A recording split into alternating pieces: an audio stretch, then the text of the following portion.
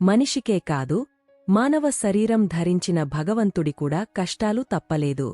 మానవ మాతృలం మనమెంత.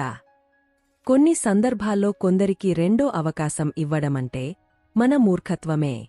ఎందుకంటే వాళ్లు ఎప్పటికీ మారరు, ఈసారి వాళ్ల నటన మరింత మెరుగుపరచుకుంటారు.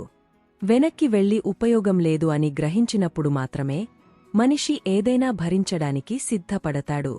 జీవితంలో సంతోషంగా ఉండాలనుకుంటే అందరూ మనలాంటివారే అనే భ్రమలోంచి బయటకు రండి. అన్ని రకాల రోగాలకు మందులు దొరుకుతున్నాయి ఇప్పుడు.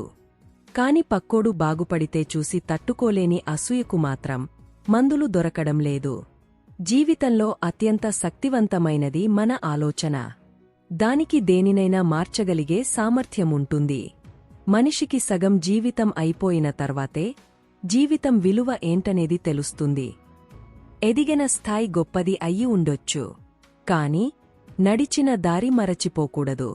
కష్టం నీ నేస్తం కావాలి, లక్ష్యం నీ మార్గం కావాలి, విజయం నీ చిరునామా కావాలి, నీ చరిత్ర లోకానికి పాపం కావాలి.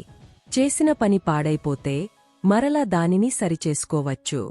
చెప్పిన విషయం తప్పైతే సరిదిద్దుకోవచ్చు. కాని ఆలోచన చెడిపోతే దానికి చికిత్స లేదు. మనుషులు దూరమైనప్పుడు కలిగే బాధ కన్నా పక్కనే ఉండి మనసు అర్థం చేసుకోనప్పుడే ఎక్కువ బాధగా ఉంటుంది. తగలిన గాయాన్ని మరచిపోవచ్చు కాని పొందిన సాయాన్ని ఎప్పటికీ మరచిపోకూడదు. మనకు ఎదురవనంత వరకు ఇతరుల సమస్యలన్నీ మనకు తమాషాగానే కనిపిస్తాయి. మనిషి బతికుండగానే చంపేసే రెండు బలమైన ఆయుధాలు: ఒకటి అనుమానం, రెండు అవమానం.